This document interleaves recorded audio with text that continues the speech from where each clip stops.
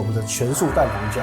哎，那我们的印象里蛋黄酱就是要有蛋嘛？是啊，如果没有蛋，我们要怎么样呈现呢？其实我们坊间很多大家惯用的说法，你可以加沙拉酱，对，你可以加无蛋美乃滋。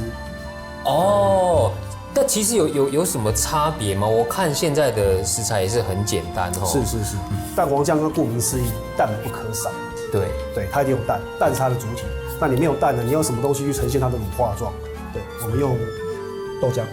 OK。对，好吧，它就等于是蛋的意思。OK。那我们要怎么样要有它乳化状那种绵密固态的口感？对，要从哪来呢？就是油。OK。对，荤素都是一样。OK。然后它主要的味道呢，酸跟甜。酸我们有很多种方法，你可以用各种水果醋，你可以用糯米醋，你可以用工业白醋、柠檬，对，都可以，都行。就是酸跟甜口嘛，这是酸的来源。那甜口呢，你可以用白糖，可以用枫糖，可以用各式各样，只要你喜欢的味道。